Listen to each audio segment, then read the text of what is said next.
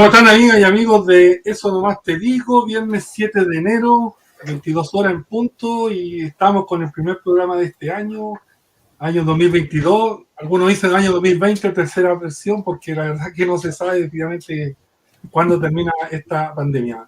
Voy a partir saludando a nuestra panelista Patricia Galvez. ¿Cómo estáis, Pati? Hola, ¿cómo están? Del año pasado. Saludamos a todas las personas que nos están viendo. Como dijo nuestro director, este es el primer programa del 2022 y es un programa súper especial porque tenemos un panelista invitado que es muy especial para mí en particular, y además tenemos una entrevistada espectacular hoy día que siempre tiene la amabilidad de conversar con nosotros y contarnos todas las cosas que suceden en la Convención Constituyente. Así que saludo especialmente a Carolina Videla. ¿Cómo estás? Y presento, para quienes no lo conocen, al panelista invitado de la noche de hoy, a Danilo Ahumada, periodista y presidente nacional del Colegio de Periodistas. Hola Pati, hola Carolina, hola Juan, gusto estar con ustedes en esta noche de viernes. Desde Valparaíso los saludo, así que muy contento de acompañarlos allá en el norte de Chile. Gracias. ¿Cómo estás, Carito? Bien, contenta de verles nuevamente, contenta además de compartir con Danilo. Qué gusto de que podamos estar compartiendo este espacio ahora, pues nos habíamos encontrado en la Comisión de Conocimiento. Sí. Bueno, ahí vamos a estar copuchando un poco respecto de eso, pero feliz de verte, Danilo, y con mucho cariño también Juan Arcaya y Pati Galvez, que sea un muy buen año 2022. Gracias. Gracias, Carolina. Oye, bueno, partamos, pues yo quiero partir tirando los primeros petardos aquí de... No la verdad te que creo. agradecer a Carolina la voluntad. La verdad que ella no es primera vez que está en el programa, no era ni candidata y la había invitado porque ella es un referente en la región nuestra para tratar temas, acuérdate, estamos en proceso de estallido social incluso, ¿no? Sí. En ese tiempo podíamos hablar de la contingencia, y hoy día, esta semana, era pero súper pertinente, Carolina, que estuviera con nosotros para contarnos lo que fue este proceso de elecciones, de renovación de la directiva, de la mesa, digamos, de la Convención Constituyente. Y un proceso, yo creo, bien complejo. Yo por ahí posteé y tuiteé que a lo mejor lo que estábamos mal acostumbrados a ver votaciones con quórum calificado, donde, no sé, pues un tercio decidía por los otros dos, o tres quintos decidían por todo, digamos. No estábamos acostumbrados a ejercer este tipo de democracia, donde finalmente en un proceso de una novena votación se tomaron decisiones finalmente que toda la mayoría en este caso. ¿Cómo viviste este proceso, Carolina? Creo que de verdad, desde tu perspectiva, nos cuentes cómo se vivió este proceso, más allá de las críticas que se han hecho, más allá de las redes sociales. Queremos de primera fuente, digamos, que nos cuentes cómo lo viste tú especialmente. Súper. Bueno, yo pienso que las críticas, fíjate, Juan, que no son malas. Yo pienso que eso nos permite siempre estar reflexionando, sobre todo algunas y algunos que a veces sufren, como decimos en nuestro territorio, se apunan, no sufren mal de altura. Esta reflexión es como que hay un par de coscachos que permitan como volver al centro, digamos, de lo que nos importa. Pero cómo lo viví yo fue súper interesante, fue súper intenso. Y ¿qué fue lo que más me gustó de este proceso, Juan? Tú adelantaste tal vez algo en el comentario que hacías.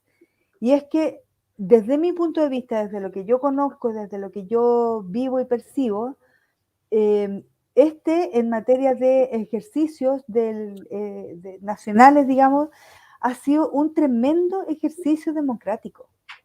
Yo siento y sentí, porque fueron efectivamente 9 votaciones, pero mira qué importante, porque estábamos eligiendo la nueva presidencia de la Convención Constituyente. Se dio una tremenda discusión, entonces fue un proceso, primero, transparente, democrático, tremendamente democrático, abierto, y que nos miraba a todo el Chile y también en distintos lugares del mundo. ¿Por qué fue tan importante y tan democrático desde mi punto de vista? Porque este país, lamentablemente, ha estado acostumbrado a las cocinas políticas. Y esto repercutió en esta opinión generalizada de la gente que decía, pero ¿cómo se van a demorar tantas horas? Entonces imagínense cuando tengan que votar las normas y tengan que hacer... Bueno, la democracia real tiene que tener complejidades, po. No puede estar todo arreglado, no puede estar todo cocinado para tener cosas en la medida de lo posible, para tener cosas que digamos que dejen contento a un sector y más o menos consolado a otro. Esto fue un ejercicio real y lo más importante es que todas las fuerzas políticas que conforman la Convención Constituyente tuvieron la opción de optar o disputar este espacio de poder, digamos, que es la mesa. Entonces, me parece a mí que fue un ejercicio tremendamente importante y cambiar la lógica de cómo se van desarrollando, en este caso, por ejemplo, las elecciones, y que tienen que darse esas discusiones, porque después de cada elección, después de cada votación, habían conversaciones, muchas conversaciones con las distintas fuerzas políticas, y eso también es tremendamente relevante, porque ahí todos pudimos decir, mira, esto es lo que nosotros esperamos de la mesa. En el caso nuestro, como Chile Digno, una mesa que tuviera características bien principales. La primera, una mesa tremendamente dialogante, una mesa que tuviera una mirada transformadora para poder conducir políticamente este proceso de la discusión de las normas que están ya en camino, ingresadas solamente en las iniciativas populares de norma. Ya hay ingresadas más de 850 que ya están para firmas, más las que hemos ingresado como constituyente. Entonces, esa conducción que tiene que venir tiene que tener estas características para poder avanzar. Entonces ha sido tremendamente importante y nos permitió un aprendizaje que estamos instalando desde la Convención Constituyente. Carolina, cortito, para darle la palabra a la Pati. ¿Se esperaba sí o no? ¿Se esperaba este proceso fuera largo? ¿Se esperaban 9 instancias de votación así? No en número, pero sí Ya. teníamos claro que no iba a ser algo inmediato. Ok. Pati. Sí, no, yo le quiero dar la palabra al Danilo para que sea, como es panelista invitado, para que también meta su cuchara, Danilo, su pregunta. Después me dejáis a mí porque yo quiero hacer una pregunta más polémica, entonces quiero preguntarle a la Carito algo un poco como más del cotilleo, entonces le voy a preguntar eso después. Ya, mira, yo voy a hacer una opinión ahí, voy a aprovechar de preguntarle algunas cosas a la Carita también, pero primero yo comparto que creo que fue tremendamente significativa la votación. Se empezó como que se generó un drama innecesario de repente desde afuera, porque precisamente no estamos acostumbrados a estos procesos que son democráticos, que son deliberativos y que además son públicos. Me parece muy interesante eso, o sea, estábamos todos expectantes, siguiendo, yo por lo menos me quedé hasta la última votación esperando porque se decidían cosas importantes, pues cuando se deciden cosas importantes, uno, la ciudadanía, que esa ciudadanía que está empoderada, que no es la misma ciudadanía de antes, quiere ser protagonista de eso también. Pues uno es protagonista en la medida que está constantemente pensando y también uno tiene sus propuestas, dice por qué no va por acá. Entonces, es bien interesante el proceso porque tiene como dos elementos, yo creo que sumamente positivos. El proceso propiamente tal, esta decisión colectiva de buscar, como decía la Caro, este mejor momento. Este momento es súper importante porque la instalación con Elisa Loncón y Jaime Baza fue importante, fue transformadora, hubo algo simbólico que cambió. Esta lógica de ver a una mujer mapuche liderando un proceso tan relevante como este generó también expectativas más altas, pues entonces dejó la vara alta en este sentido de pensar en una estructura que es bastante colectiva y que tiene un desafío tremendamente importante en este periodo. El fundamental, como decía la Caro, se tiene que discutir. Ahora viene el proceso deliberativo donde se van a poner en discusión todas estas propuestas de norma para que podamos en un par de meses más tener esta constitución en la mano. Y segundo, creo que es muy importante cómo queda conformada la mesa. La presencia de los movimientos sociales, fundamental. Creo que también ahí hay un tema ético también de los convencionales cuando fueron a votar y también pensaron en esta estructura que rompiera un poco estos cánones tradicionales de la política que veníamos viendo hace mucho tiempo, esta política bien binominal de dos sectores que de alguna manera generaban el monopolio de la política en Chile y que hoy día se rompe a partir del 18 de octubre y empiezan a entrar otros actores y actrices a la política. Y creo que eso se ve demostrado Yo no soy de la idea de si cuando dicen, no, estas personas no tenían, nadie las conocía, o no, porque tienen un territorio, un trabajo territorial importante, sobre todo hoy día la mesa y la mesa ampliada también, las personas que se nombraron. Yo conozco de cerca el trabajo que ha hecho la Natividad ya en Quileo hace años que está trabajando en pos del tema del conflicto mapuche, abogada, joven, tremendamente valiente, la Bárbara también trabajando con el tema de la mujer. Entonces, hay un respaldo también ahí de esta mesa que se constituye, que proviene precisamente de esas demandas ciudadanas. Y creo que eso es el otro valor que tiene este proceso. A mí no me complicó ver 8, 9, 10, podríamos haber visto 15. El problema no está ahí, el problema es que es interesante ver cómo se va dando esta deliberación de manera colectiva y se va colocando, como decía la Caro, el bien común, es decir, qué es lo que se necesita, cuál es el liderazgo que necesita para conducir esta convención. Y me llama mucho la atención que la mayoría de los convencionales, por lo menos un sector importante, siempre hablan desde lo colectivo, es como representar ese colectivo.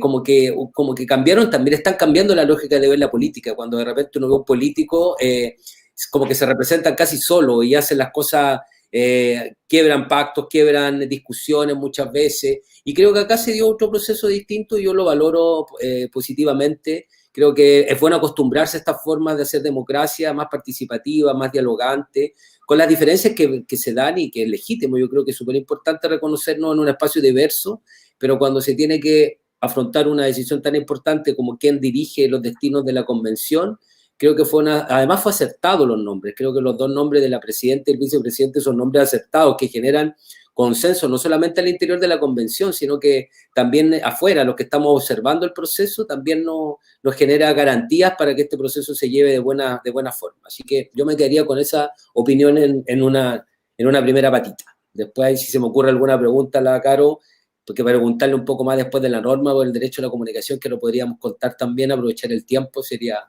ahí bacán. No, vale, ¿cuál es tu pregunta? Yo tengo dos preguntas, pero un poco sí también porque, bueno, yo comparto lo que dice mi compañero, cierto, colega y amigo, y me quedo con muchas de sus palabras, las comparto completamente. Pero a mí me preocupa un poco, Carolina, bueno, las consultas son, ¿cómo cómo viste tú la salida de Elisa Loncón y de Jaime Baza? Cuéntanos un poquito cómo se van. ¿Se fueron tranquilos? ¿Cómo fue el proceso como de despedida de su periodo? Eso me gustaría un poquito conocer como desde dentro.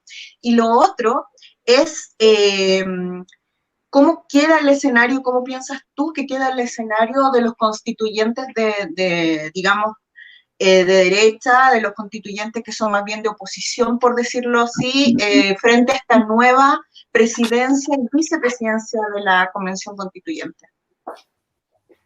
Bueno, voy a partir por lo último. En realidad, ¿cómo queda la derecha? Yo creo que la derecha queda exactamente igual que como cuando llegó, porque su objetivo es uno solo, ¿no? Aportillar el proceso y tal vez los más digamos, ¿cómo decirlo? Los que rechazaron con menos fuerza, puede ser que se pueda acercar más a contribuir a elaborar las normas constitucionales que permitan cambiar, ¿cierto? Lo que buscamos, que es sacar el corazón neoliberal de esta constitución, cambiar la lógica del Estado subsidiario y de ahí para adelante. Entonces, en realidad, la derecha queda exactamente igual, tal vez incluso más, digamos, con más formas de aportillar todo el tiempo en cada una de las comisiones en las cuales estamos. Es más, todavía no llegan a acuerdos, hasta que terminó el día de hoy, me parece que todavía no encuentran quién va a integrar, se alcanzan los patrocinios, la vicepresidencia. Sin embargo, respecto de cómo se va de la mesa, digamos, los constituyentes, ¿cierto? Elisa Loncón, la lamiana Elisa Loncón y Jaime Baza, yo los vi muy tranquilos, con la satisfacción de haber hecho una tremenda pega. Yo quiero insistir en esto. Me parece que nosotros tenemos que tener la capacidad de ser objetivos para analizar, independientes de las fuerzas políticas de donde vengamos, y en este caso, Jaime Baza y Elisa Loncón tuvieron que asumir una tremenda responsabilidad en un espacio nuevo, ¿cierto?, histórico, en el cual no había ningún precedente de cómo trabajarlo. porque lo más parecido a trabajar una constitución, a propósito de aquellos que se quejaban de lo que nos demoramos en elegir presidenta, es la Comisión Ortúzar, que se demoró 7 años en hacer la constitución, po. ¿De qué estamos hablando, no? O sea, yo creo que esas cosas hay que reiterarlas, porque este proceso, lo digo con humildad, digamos, no como yo, sino como todos quienes lo componemos también, tenemos que contribuir a hacer un poquito de pedagogía política, ¿no? Entonces, contar cómo han sido los procesos en nuestro país. Yo los vi irse muy satisfechos, o más bien dejar ese cargo muy satisfechos por la tarea y con un cariño, un gran cariño de parte de un gran porcentaje de la ciudadanía. Yo lo digo porque con Jaime Baza me ha tocado estar en Valparaíso, por ejemplo, en algunos encuentros constituyentes, y tú ves cómo la gente se acerca, comparten. Y debe haber sido muy emocionante también, ¿no, Carolina? O sea, dentro de los mismos constituyentes y todas las mujeres, todo, debe haber sido un momento igual como de mucha emoción y de mucho orgullo, como tú mencionas. Fue muy emocionante. De hecho, yo hice algunos videos, seguramente me van a escuchar gritar, ¡bien, presidenta! Porque gritábamos así como, ¡aguante, presidenta! Porque de verdad fue bonito. O sea, son momentos únicos, irrepetibles. Y con la mía Elisa Loncón se ha ido generando también una relación muy, muy afectiva. Y yo creo que esas cosas también tienen mucho valor, ¿no?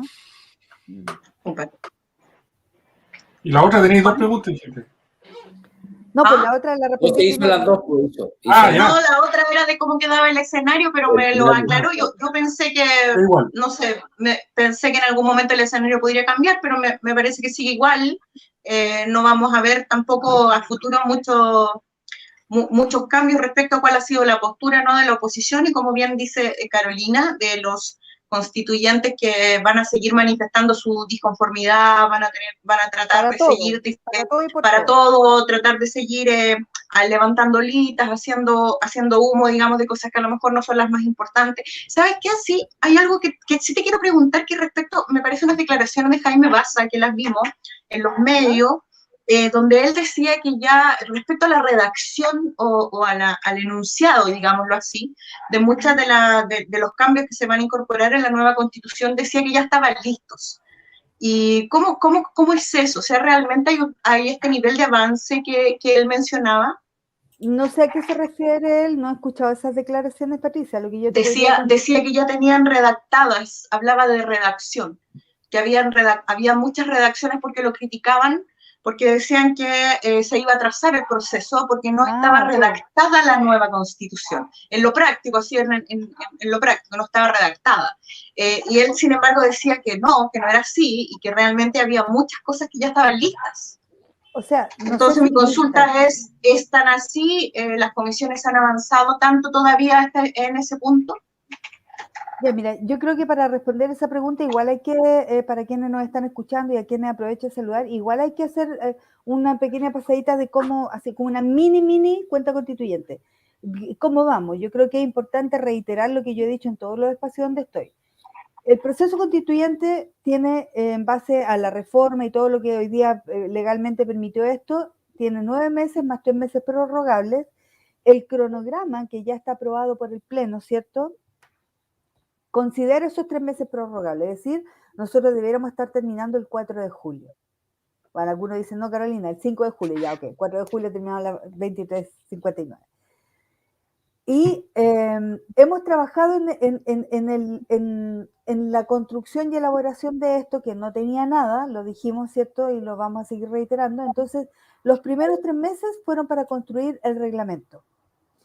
Y entonces yo también digo que en algunas experiencias latinoamericanas de elaboración de constitución, ¿cierto? Solo he tomado los ejemplos de Bolivia, que para el reglamento se demoró 9 meses, y el ejemplo de Ecuador, que para su reglamento se demoró 7 meses. Nosotros, pero como 2 años promedio más o menos, son como han sido como 2 años promedio entre todo el proceso. Y 2 años promedio en terminar la Constitución. Claro. Nosotros en 3 meses, más allá de todas las diferencias que puedan legítimas, logramos sentarnos, ponernos de acuerdo y alcanzar finalmente a tener lo que tengo aquí, que es el reglamento, y no es solo uno. Si ven, hay hay cuatro colores que identifican Sí, los 4 Anita. reglamentos que logramos crear. Son 4 reglamentos. Por lo tanto, luego se dividió el cronograma y en esta etapa en la que estamos, que es la etapa protegida, yo la llamo así, porque no estamos votando normas, Patricia, pero sí estamos elaborando normas. Hay muchas normas ya elaboradas en cada una de las 7 comisiones que componen esta construcción. Entonces, no quiero interpretar, no me gusta interpretar a nadie, no quiero interpretar lo que haya dicho Jaime Baza, pero yo imagino que tiene que ver con que efectivamente cada una de las 7 comisiones están trabajando en las normas que le competen para luego llegar al texto final, que luego lo tiene que tomar la comisión de armonización para definir el texto final y presentarlo para el plebiscito de salida. Súper, súper claro, me precisaste mi duda ahí, yo estaba, no había entendido bien esa parte, pero la dejaste súper clara. Gracias. Oye, yo de hecho lo escuché decir de que lo último que se hace es redactar. O sea, viene todo este proceso que ha explicado la Carolina y ya finalmente lo último que se hace es ponerle letra a ese tema. Carolina, yo te quería, ¿Para dónde me vas a llevar, Juan Arcaya? Para las 2 declaraciones que vimos que son antagónicas. Una, ayer el ministro Belolio dice que la convención constituyente va a ser el legado, el gran legado, en este afán de buscar legado, en este afán de querer buscar connotaciones, todo, y que debe colgarse, pero quiero tu opinión respecto cuando dice que legado del presidente Piñera es la convención constituyente. Y hoy día vemos una entrevista a la expresidenta Michelle Bachelet, donde se le dice si ella se siente madre de este proceso y dice que no, que definitivamente no se siente porque este proceso viene del movimiento social, viene de una demanda social, aunque en su gobierno fue la que, yo creo, fue la que avanzó en este proceso. Carolina, como ex-seremi, estuvo a cargo de esos procesos, de esos cabildos. Muchos participamos en cabildos autoconvocados. Sí. Aún así no se siente en pertinencia, digamos, de esta etapa, de esta convención. ¿Qué sientes tú cuando el gobierno dice que es el legado? ¿Tú te sientes parte del legado de este gobierno? Primero decir que entre las 2 respuestas, claramente la calidad humana queda en evidencia, ¿no? La calidad humana, la sensatez, ¿no? De Michelle Bachelet en el sentido de no apropiarse, claramente, a pesar de que fue ella quien instaló, ¿cierto?, el proceso constituyente, que por lo demás fue bastante vilipendiado por varios sectores, incluso en los mismos sectores de algunos de los sectores de la nueva mayoría. O sea, querían nueva constitución, pero no esa, querían reforma educacional, pero no esa, y así, todo lo que fue pasando.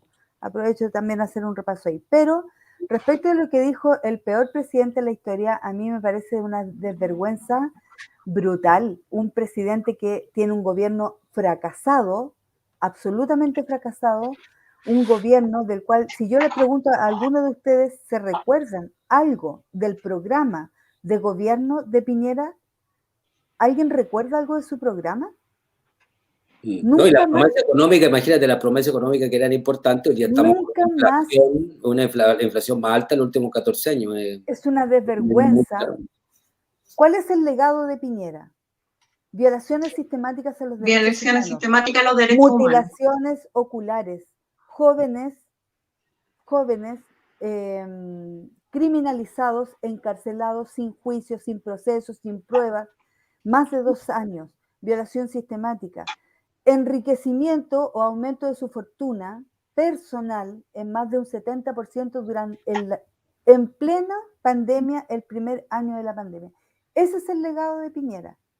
Es una vergüenza mundial, por lo tanto, pretender hoy día decir que este es el gran legado, hoy día él va a aparecer como presidente por accidente prácticamente respecto de esto.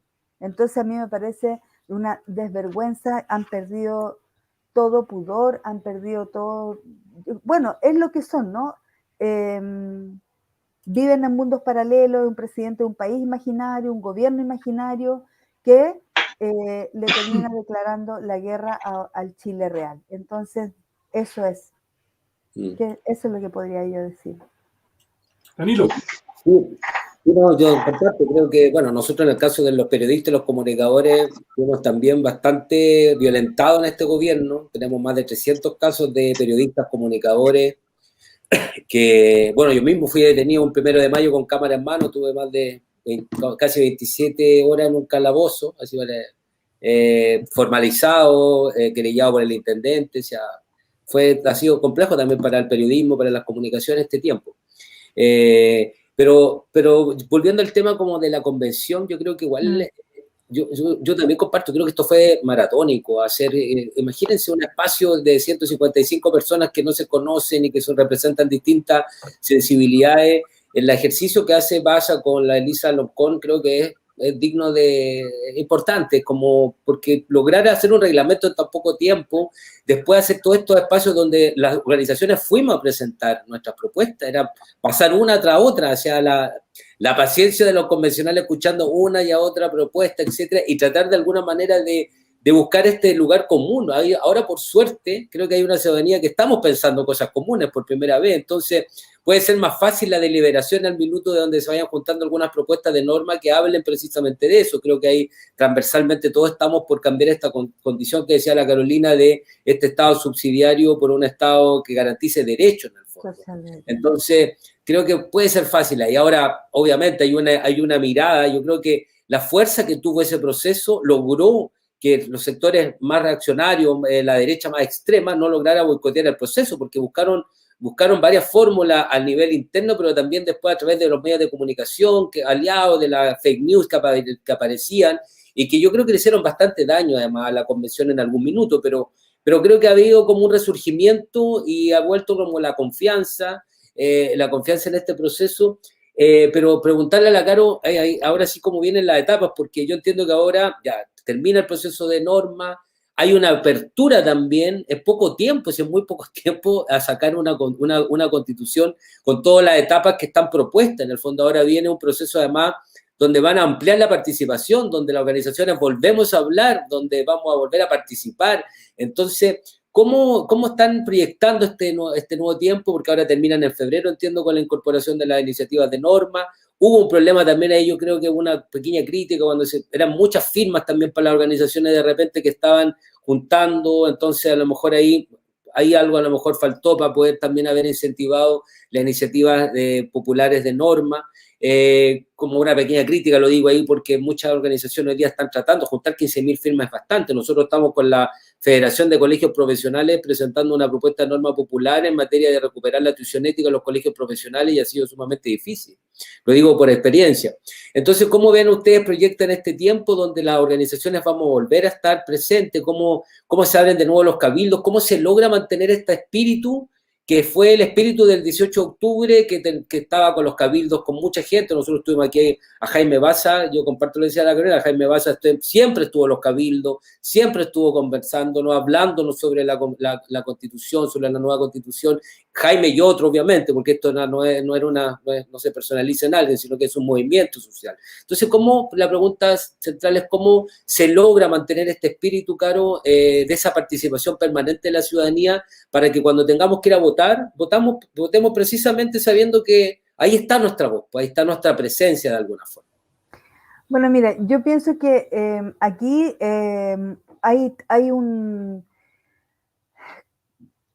hay distintos actores sociales que tienen un rol relevante que cumplir desde que partimos en la convención.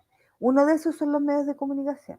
Bueno, podríamos hablar respecto a cómo ocurrió aquello, pero los medios de comunicación regionales, los nacionales, tienen un rol tremendamente importante en todo esto. ¿Por qué? Porque, para responder a tu pregunta, Danilo, nosotros hemos, desde esfuerzos individuales como constituyentes y lo que ha ido también subsanando en materia comunicacional la propia convención con su comisión de comunicación, ¿sí? Nosotros estamos ciertos de que no ha sido lo más efectivo y ha ido también reordenando y reencauzando, digamos, el trabajo comunicacional. Entonces, lo importante aquí es que la ciudadanía en su conjunto conozca todo el proceso y el cronograma, porque no hay, es decir, no vamos a estar con cabildos hasta el último día, porque esto tiene etapas. Entonces, este momento, hoy, es la etapa, desde mi punto de vista, como lo he señalado en varias intervenciones en la convención, más importante para efectos de la participación y de la legitimación de este proceso, que es la etapa de participación popular. Es decir, hoy las organizaciones están presentando iniciativas populares de norma, los pueblos originarios están presentando iniciativas populares de norma indígenas, el pueblo tribal está haciendo lo suyo, se están desarrollando encuentros autoconvocados, se están desarrollando cabildos con el apoyo de la Asociación Chilena de Municipios que adscribió al convenio para hacer este proceso participativo. Este es el periodo, porque ¿qué va a ocurrir después del 1 de febrero? Se cierra el proceso de la recepción de normas, iniciativas de normas populares y termina nuestro plazo como constituyentes también para presentar normas. ¿Por qué? Porque luego comienza la deliberación en cada una de las comisiones y comienzan también la elaboración de los informe 1 y luego informe 2, que va a emanar de cada comisión para llegar al pleno. Esos informes de cada una de las comisiones llevan las propuestas de normas, las que aprobó la comisión de las normas que presentaron o presentamos las y los constituyentes y las que presentó la ciudadanía. Las que pasaron la etapa domiciliar fueron debatidas, discutidas, aprobadas en la comisión, se van a ir en el informe 1 y luego en el informe 2 al pleno para el debate y la votación. En ese periodo hay una etapa en la que se van a abrir nuevamente, previo a las votaciones, periodo de audiencias, pero no va a ser un periodo largo. Lo que quiero decir es que esta es la etapa más importante participativa en términos de, porque no es una participación simbólica, sino que es recoger lo que la ciudadanía nos pide que pongamos como propuestas de norma. Y todo eso tiene que ocurrir de aquí hasta el 1 de febrero, para que nosotros recojamos también. Hay algunos que incluso no pudieron, por temas de tiempo, ¿cierto? Bueno, la Comisión de Derechos Fundamentales recibió más de 1.600 solicitudes de audiencia. Algo parecido ocurrió con la Comisión de Naturaleza y Modelo Económico, que es una sola. Entonces, el reglamento estableció que si excedía había que someter a sorteo. Bueno, todo aquello, pero quienes no pudieron tuvieron la opción de la presentación que iban a hacer en su audiencia, hacerla llegar a la comisión. Todo es insumo, todo es insumo. Entonces, distintas formas, las audiencias, los encuentros autoconvocados, los cabildos que convocan la mesa, digamos, la convención a través de los municipios, todo eso va entregando distintos insumos que son derivados de acuerdo a su naturaleza a las distintas comisiones. Y ahora ya empezamos, no a votar, pero sí ya empezamos a revisar las normas que están llegando. Entonces se viene harto trabajo. Comprendido. Ha habido harto trabajo, digo. Hasta pega. ¿Pati? Sí, y yo quiero destacar el tema de las normas que se están presentando, porque igual son una instancia, como menciona Carolina, de participación ciudadana, pero absoluta. Vimos el éxito que tuvo, ¿cierto?, cuando se presentó la norma respecto a los derechos reproductivos, ¿cierto?, el tema del aborto. Será ley. Exacto. Sí. Y vimos que en muy poco tiempo todo el apoyo que logró. Hay otras normas que, como mencionó Danilo, también se han presentado, que es la que nos interesa mucho a nosotros desde la Federación de Colegios Profesionales, que ha sido más lento, pero que confiamos en que vaya avanzando poco a poco. Eso es lo importante. Y bueno, y una de las normas que también se presenta es la que mencionamos, la que nos toca directamente a nosotros, digamos, con Danilo como periodista y como colegio, como orden profesional, ¿cierto?, donde aprovecho públicamente de agradecer a Carolina todo el apoyo que nos ha brindado con este tema, porque el lunes vamos a tener un avance, Juan, súper relevante, porque pues vamos a poder presentar esta norma. Yo quiero que Carolina nos cuente un poquito de qué se trata esta presentación, y luego para que Danilo complemente un poco también ahí respecto a lo que vamos a avanzar, como sociedad, ¿verdad? Esto de los perros. Que vamos a avanzar como sociedad en materia de acceso de derechos a todo lo que tiene que ver con información, opinión y tantas cosas que vimos cómo fueron coartados, especialmente a partir, ¿cierto?, del estallido social de octubre. Entonces, Carola, cuéntanos un poquito lo que va a pasar el lunes creo a las 11 de la mañana, ¿no? Mira, hay que especificar la información porque nosotros el lunes tenemos, o sea, yo me voy en un par de horas más al aeropuerto para viajar a Arica y me quedo toda la semana porque tenemos semana territorial. Entonces, lo que va a pasar la próxima semana, el lunes, es ver los últimos ajustes afinando con Danilo, Perfecto. con nuestro equipo y con otros constituyentes para presentar la norma como norma constitucional, pero es el trabajo del Colegio de periodistas feministas, de todo lo que se ha ido construyendo. No es algo nuestro, yo quiero ser del muy colectivo, clara, ¿no? Que es lo que yo no quiero ser súper clara en esto, no es algo que nosotros, o sea, más allá de que adhiero plenamente y estoy completamente de acuerdo, no es algo que hayamos creado nosotros, es algo del colectivo, es algo del colegio, es algo de las periodistas, de los periodistas que abordan todo lo que tiene que ver con el derecho a las comunicaciones, donde se aborda el tema de la libertad de expresión, donde se aborda también la democratización, ¿cierto?, de la información, el acceso, también respecto de medios de comunicación emergentes, los medios comunitarios. No sé si viene el caso profundizar ahora, pero hay que cambiar el paradigma, ¿cierto? Y resguardarlo desde la Constitución respecto de las comunicaciones en nuestro país. Y eso me parece tremendamente relevante y quisiéramos hacerlo junto a Danilo y a todas las personas que Danilo nos indique que tiene que pasar para poder hacer también comunicacionalmente la presentación, pero tiene que ser la próxima semana, porque, o sea, la semana subsiguiente al volver a Santiago, porque de lo contrario lo podríamos presentar esta semana que viene por vía oficio, pero tendríamos que dejar lo comunicacional para la otra semana y es como un poco fome a lo mejor, no sé, pero son detalles que vamos a terminar de definir el lunes con Danilo y con Nicolás. Yo creo que Danilo tal vez puede como profundizar un poquito más en eso, ¿no? Sí, bueno, yo primero sumar más el agradecimiento de la Pati, creo que es importante, porque ese sentido es cuando los convencionales nos dicen, bueno, aquí estamos disponibles para que ustedes que han hecho un trabajo durante tanto tiempo, porque esto no es un trabajo que se nos ocurrió hace una semana, hace 2 semanas, venimos hace mucho tiempo hablando nosotros de derecho a la comunicación, porque el escenario es mucho tiempo. ¿Todo bien? ¿Soy yo? ¿Seré yo? ¿Sí? No, decía que primero eso, porque Carolina recoge esta propuesta que, como decía la Caro, no es una propuesta del Colegio de Periodistas solamente, es el bloque por el derecho a la comunicación que hemos articulado con la red de periodistas feministas, con escuelas de periodismo, con medios de comunicación.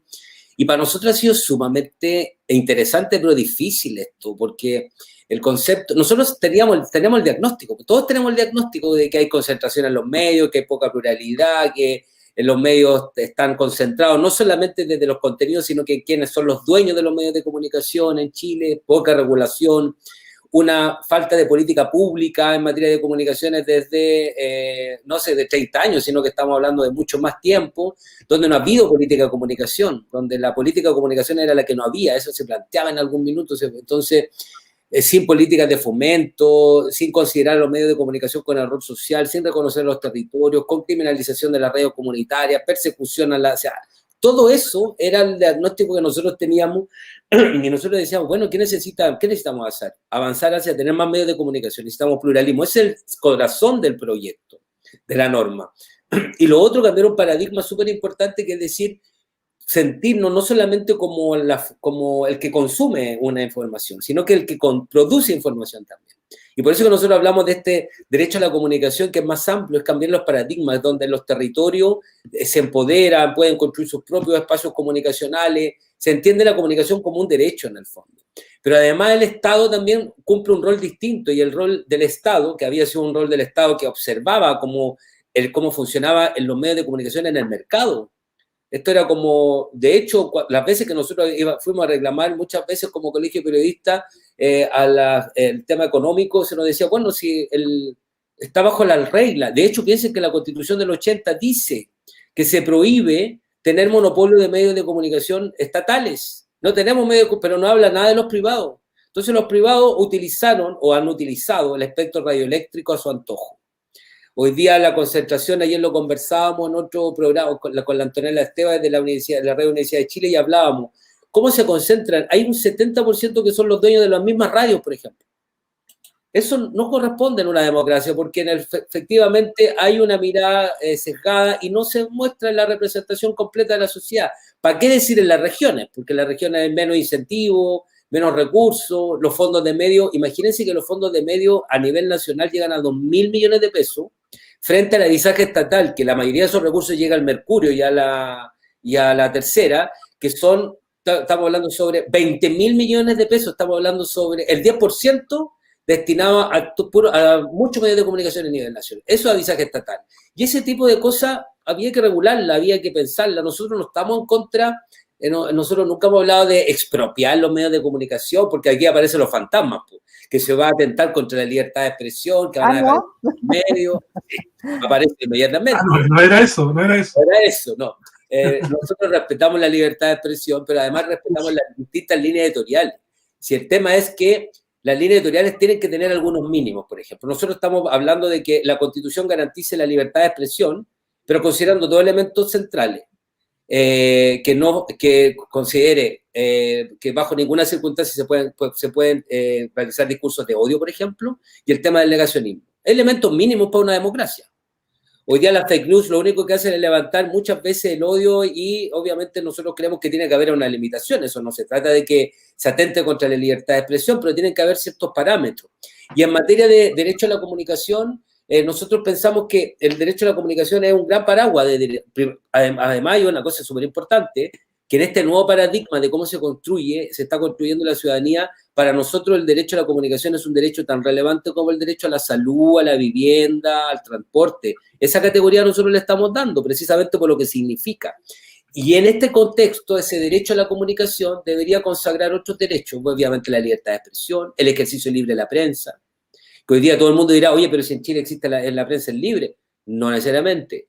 Por ejemplo, el tema, la misma Comisión Interamericana de Derechos Humanos ha señalado que la concentración también es atentar contra la libertad de expresión y el ejercicio de la prensa libre, porque existe un discurso único en el fondo, no da para generar otro. Entonces, y el derecho a la información. En el fondo es como, ¿los territorios tienen derecho a recibir información o no? Nosotros creemos que sí, pero además también cuando hablamos de territorio, hablamos de ciudadanía, diversidad, pueblo original. Además, nosotros pensamos, además soñamos más porque creemos que el periodismo, que es una de las patas de la comunicación, no es exclusivamente, la comunicación no puede estar exclusivamente ligada al periodismo. Nosotros haremos nuestra parte como prensa, el periodismo informativo, etcétera, bajo condiciones éticas y todo lo que queramos, pero los medios de comunicación son estos, pues son estas experiencias. La experiencia en los territorios más concreta, pero también tiene que estar este derecho a la comunicación, y con esto termino, disculpen que me he extendido, el derecho a la comunicación también tiene que estar ligado a esta nueva forma de construir ese Chile. ¿A qué me refiero? Cuando estamos hablando de un país, de un Estado plurinacional, por ejemplo, pluricultural, bueno, eso se tiene que ver reflejado en los medios de comunicación. Y eso que va a implicar que tengamos medios de comunicación, cuotas para medios de pueblos originarios, por ejemplo, espacios donde se toque como corresponde el tema de las diversidades, con enfoque de género, con enfoque en derechos humanos. Eso es lo que nosotros pensamos. Y eso está vinculado a decir, vamos a ampliar la lógica y vamos a garantizar un sistema, un ecosistema de medios de comunicación que reconozca los tres sectores, los privados, y ahí hablamos de que no queremos echar a nadie, pero el espectro radioeléctrico no es infinito. Y por lo tanto, en algún minuto eso va a tener que tener una distribución distinta para que puedan precisamente entrar estos sectores que han sido excluidos de los medios de comunicación. Y creo que eso es fundamental. Y lo otro es cómo se construyen gobernanzas distintas. Y nosotros estamos, por ejemplo, en el proyecto que vamos a presentar junto a la Caro, el proyecto presenta y dice, bueno, ¿cómo se conforma hoy día la nueva institucionalidad? ¿Necesitamos este Consejo Nacional de Televisión? ¿O necesitamos un espacio distinto? Porque ¿quién regula hoy día un espacio que es nombrado por el presidente de la República? Y ahí nadie dice nada, porque aquí viene cuando dice, bueno, ¿y el Estado también tiene injerencia? Sí, pues tiene injerencia hoy día a través del avisaje estatal, cuando le entrega discursos directos al Mercurio y a la Tercera y a otros medios más, la radio Bio Bio, etcétera. Los grandes medios de comunicación son los que se ven beneficiados por el Estado hoy día. Y por otro lado, el Estado tiene este Consejo Nacional de Televisión, donde fíjense que están los actores y actrices, no están los periodistas en el Consejo Nacional de Televisión. Y las sanciones son precisamente a los periodistas. Entonces uno dice, bueno, ¿cómo es la composición? A nosotros nos gustaría ser parte, pero no solamente el Colegio de Periodistas en nuestra nueva composición, organizaciones sociales, escuelas de periodismo, de tal manera de que haya un órgano que revise los contenidos, no los censure, pero que los revise, más allá del gobierno de turno, pero que los revise y exista una institucionalidad distinta. Y eso es lo que uno piensa y creemos que la Constitución debe garantizar para que después pasemos a una segunda etapa donde podamos presentar una ley orgánica de comunicaciones, porque con la Constitución no se resuelve, está la estructura macro y después tenemos que pasar hacia la definición de una ley orgánica de comunicaciones, que ahí aparece esta idea de la ley de medios, que también la asusta mucho, donde debería generarse dos elementos: distribución, fomento, obviamente, la creación de nuevos medios de comunicación con estos enfoques que yo les estoy contando. Entonces, lo que nosotros hemos querido hacer en este último tiempo es que esta idea del derecho a la comunicación no se transforme en una demanda exclusivamente de los periodistas y quienes trabajamos en las comunicaciones. No ha costado, porque no es una demanda tan sensible, pues no es lo mismo cuando uno tiene problemas con la salud, cuando lo atienden en el hospital, cuando tiene que hacer fila, pero nosotros lo que hemos querido instalar, que el derecho a la comunicación tiene un derecho importantísimo para una democracia, para un país. Y eso es lo que hemos tratado de hacer, por eso que hemos abierto los espacios, lo han abierto también los medios, la red, por ejemplo, estamos sumamente agradecidos del papel que ha cumplido la red, nos han invitado a hablar del derecho a la comunicación, de libertad de expresión, y eso ha sido importante porque amplía el debate, si este debate no es exclusivo de nosotros y nosotras los que estamos en las comunicaciones.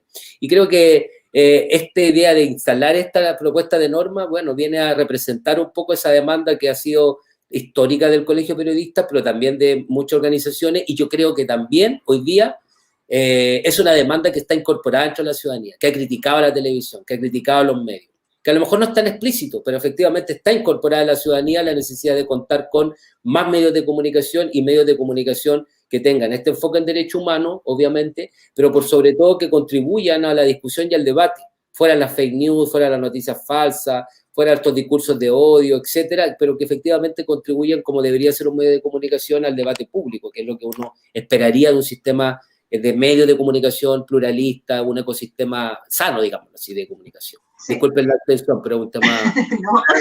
no, para nada. Oye, Juan, lo que pasa es que yo le voy a contar al Danilo y a la Carolina. Lo que pasa es que yo te escucho, Danilo, y yo me paso el rollo también, y para las personas que nos ven y que nos han visto durante todo el año, que yo, por ejemplo, cada vez que puedo, meto el tema de Juan, el derecho a la comunicación, y Juan te puede dar fe como de eso, y que, Juan, pero es que el derecho a la comunicación, y cada vez termino diciendo eso, que estás como hablando de eso. Entonces cuando te escucho hablar a ti ahora y que resumes todos los puntos que son tan relevantes para nosotros y, como tú bien dices, en realidad para todos, para que se entienda qué significa cuando hablamos de derecho a la comunicación. Entonces no me puede dejar de generar un poco de risa, porque es como que Juan debe estar pensando, pucha, escuché todo el año a la Pati hablar del derecho a la comunicación, y ahora resulta que el periodista, el colega acá, el panelista invitado, también empieza hablando el año del derecho a la comunicación. Así que pobrecito Juan ya va a tener así como un tatuaje así el tema, porque ya todos los programas se los sacamos. Oye, no, yo lo comparto, ¿eh? Yo lo explicó muy bien Danilo, y yo le pregunto a Carolina si eso es factible, digamos, eso cómo lo sienten, digamos, si eso finalmente se va a resolver, porque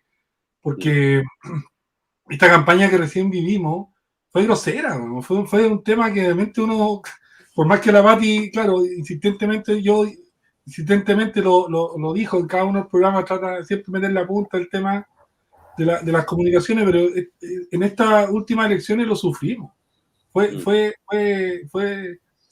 fuerte, digamos, y de verdad, y los que estamos detrás de esto, los que no somos periodistas, pero los que nos sentimos en algún momento vulnerables de esta indefensión, llamémosla así, comunicacional, creemos que algo que había que hacer. Entonces la pregunta es, Carolina, tú que estás, te reuniste, que estás proponiendo esto, ¿cómo lo ves? Si esto, la idea que tú tienes se comparte con tus colegas, ¿crees que de verdad es importante? ¿Lo van a recibir? ¿Lo van a acoger? ¿Lo van a apoyar? O sea, lo que pasa es que nadie te puede dar esa certeza, porque somos diversos al interior de la convención. Sí. Pero me parece que no es el punto de partida. El punto de partida es como primero nuestra fuerza política, que Chile Digno, está absolutamente adherida a esta propuesta. Ya. Y eso es lo que va a permitir la comunicación, hablando de comunicaciones, entre los distintos constituyentes y las distintas constituyentes en las distintas comisiones, porque esto finalmente tiene distintos elementos que que transversalizan en las distintas comisiones. Entonces, la pregunta inicial para mí tiene que ver con que primero, ¿estamos nosotros convencidos de lo que estamos presentando? Sí, por supuesto que sí. Y estando convencidos de aquello, nosotros tenemos que llevar adelante esta propuesta, poder argumentar muy bien, seguir con Danilo caminando muy de la mano en este proceso, porque no es presentar la propuesta y ya, hay que debatir en la comisión y luego hay que debatir en el pleno. Y eso tiene que ser tan contundente y tan claro que le quede también con mucha claridad, no solo a los constituyentes. Aquí, y este ejercicio, lo que plantea Danilo, lo que Patricia ha venido planteando en distintos espacios, no solo en el tema de comunicaciones, sino en los distintos temas, tenemos que hablarlo y hablarlo y hablarlo y hablarlo en los distintos espacios para que a la ciudadanía le haga sentido. Nosotros no estamos haciendo una constitución para nosotros. Tiene que hacerle sentido a la ciudadanía, porque es importante el tema de las comunicaciones, como Juan, tú decías recién, los que lo hemos vivido en carne propia.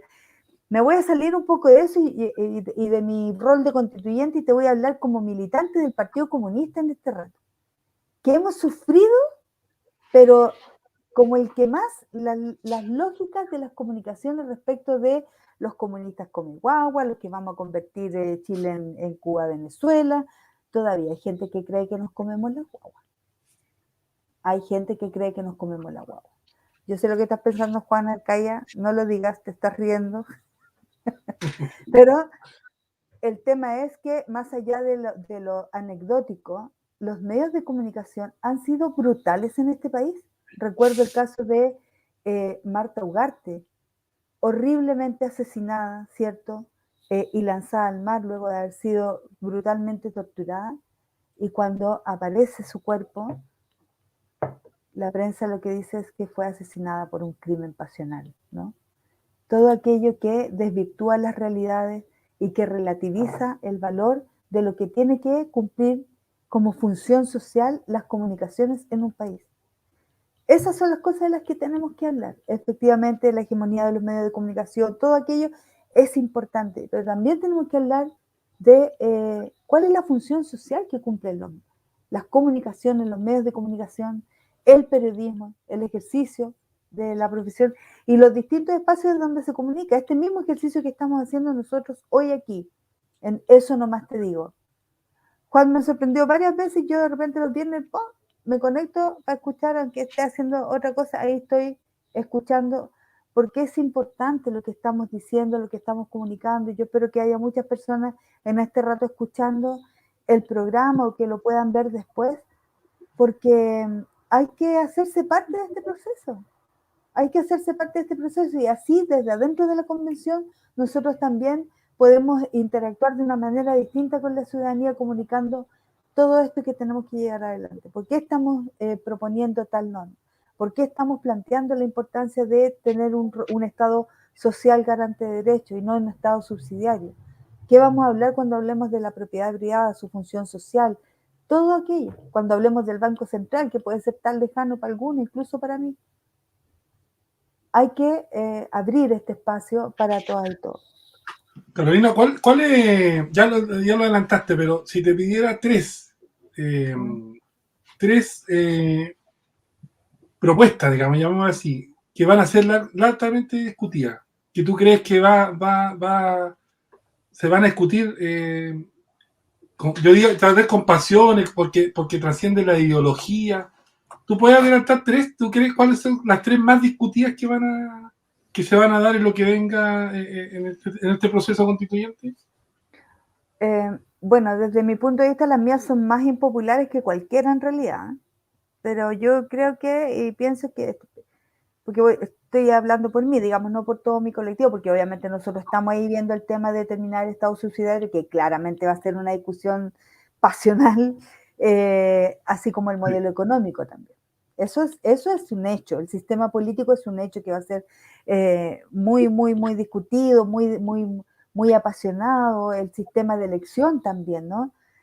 Pero bueno, pero en mi caso hay algunos temas que me interesan principalmente y voy a nombrar solo 3 y que los estamos trabajando que tiene que ver. El primero, con que la nueva constitución reconozca las memorias, y por eso hablo de que es impopular. Las memorias como valor principal en la Constitución para contribuir a la justicia, para contribuir a la democracia, para contribuir a los procesos educativos en materia de derechos humanos. Y hablo de las memorias porque no estoy hablando de la memoria reciente nomás, del pasado reciente que la derecha tanto defiende y festeja, ¿no? Respecto al golpe de Estado y todo lo que hay en materia pendiente en eso, sino las memorias respecto de lo que ha ocurrido con los distintos pueblos originarios de que somos Estado-Nación, cómo han sido invisibilizados, cómo desde la instalación, ¿cierto?, y imposición de un Estado monocultural se ha desplazado y se ha obligado a los pueblos originarios a hablar el español, a educarse en esta educación occidental. Respecto de todo eso, las memorias son importantes para poder avanzar en la construcción de una democracia. Y entonces ahí estamos trabajando una norma respecto de las memorias. El derecho y el reconocimiento constitucional por el derecho a la verdad, a la justicia y a la reparación integral para establecer garantías de no repetición. Lo mismo, no solamente respecto de, hay que hablar con algunos espacios de tiempo también, porque claramente lo más pendiente y reciente es lo que tiene que ver con el periodo de la dictadura 73-90 y luego en democracia. No solo lo que ocurrió a partir del 18 de octubre, porque a veces nos olvidamos que en democracia tenemos 4 detenidos desaparecidos previamente. Y el primero es en Arica, don Hugo Arispe, el Floretti, ¿cierto? Y los otros 3 que son jóvenes también detenidos por carabineros y desaparecidos en plena democracia. Ramón Pacheco, José Vergara y José Buenante. Y lo tercero que tiene que ver también respecto de el negacionismo. Y que, bueno, va a ser una controversia, por supuesto, que ya estoy escuchando a la Tere Marinovich decir que estamos inventando y todo lo que... Pero es tremendamente importante poder avanzar en esto, Juan, Patricia y Danilo. ¿Por qué? Porque este país nunca ha hablado de ese tema. Salen en momentos coyunturales, pero nunca nos hemos hablado. Por eso yo siempre hablo de la importancia que fue la primera etapa, y con esto voy terminando, la primera etapa del proceso constituyente, cuando abrimos a las audiencias y por primera vez los pueblos originarios le hablaron a todo el país en audiencia y les dijeron de qué manera los habían cercenado en sus derechos culturales, en poner la contribución que ellos hacen al desarrollo económico del país desde su sabiduría. Yo me quedo con las frases de don José Moruma de la Comuna de Camarones. Me parece que esa tarde tú estabas allá, Juan Arcaya, cuando dijo, porque ¿qué buscamos con esto? Buscamos el desarrollo, ¿cierto? Queremos el desarrollo, queremos la armonía, pero finalmente don José Moruma dijo algo tan trascendental que de verdad en cualquier espacio donde estoy lo digo. Don José Moruma dijo, finalmente el objetivo final del desarrollo es la felicidad. Y sí, eso es lo que buscamos. Hay que hablar de la felicidad, el derecho a la felicidad, de infancias felices, de personas mayores felices y de terminar con tanta cosa que al final es como sobrevivir como seres humanos, ¿no? Y entonces cambiar también la mirada al respecto. Por eso digo que mis normas son más impopulares, pero creo que son igual de importantes. Pati, ya nos queda el último minuto para la última pregunta o para despedirse. No, yo creo que en realidad también por honor al tiempo, también al trabajo que han llevado toda esta semana nuestros invitados hoy día, solo quiero agradecerle a nuestro panelista invitado. Muchas gracias, Danilo, porque fue bastante introspectiva como la invitación a ser panelista invitado, y especialmente porque queríamos nosotros conversamos con Juan, porque como sabíamos que Carolina era nuestra entrevistada, nuestra invitada, digamos, formando el programa, pero ahí yo lo aproveché de nuevamente decir a Juan la importancia de conversar este otro tema, porque Carolina lo maneja, este otro tema, ¿cierto?, que nos convoca a nosotros, que es el tema del derecho a la comunicación. Así que por eso, Danilo, muchas gracias, te agradezco por haber aceptado tan rápidamente esta invitación, y por supuesto agradecer a Carolina, a mi amiga, a quien quiero mucho, que no nos vemos tanto debido a su trabajo, pero espero que nos podamos juntar pronto. Es recíproco, es recíproco. Sí, y agradecerle porque ella siempre está dispuesta a venir al Eso Nomás Te Digo y hacer este trabajo, ¿no?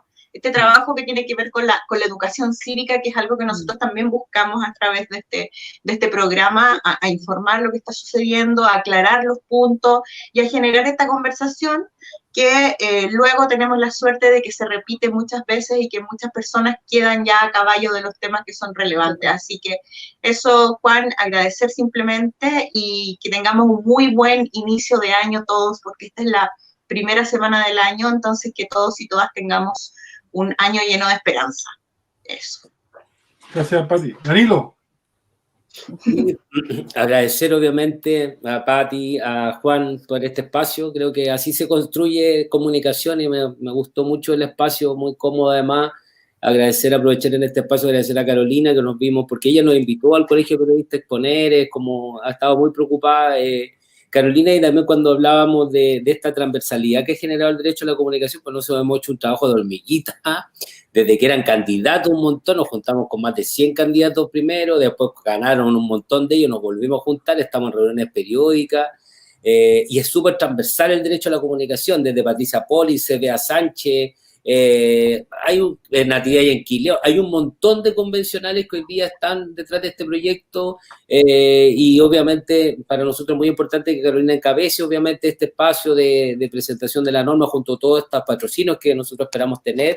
Así que nada, agradecer el espacio, de decir que uno está siempre disponible para hablar de esto y de otros temas. Fue interesante más porque uno siempre habla de lo mismo, pero ahora pudimos conversar, por ejemplo, hoy día del proceso, cómo va avanzando, como nuestras miradas y nuestras opiniones también sobre cómo va avanzando el proceso. Desearle todo el éxito a la Carolina, porque vienen meses complejos, de mucha pega, de mucha paciencia, y yo creo que va a terminar siendo un buen proceso. Yo tengo mucha fe en eso porque es un buen año además, ojalá. Entonces, de a poco se está yendo la pandemia, otros dicen que regresa, no sé, pero bueno. Está yendo Piñera también, claro, gobierno, con otro tiempo, nos va a hacer bien como sociedad también.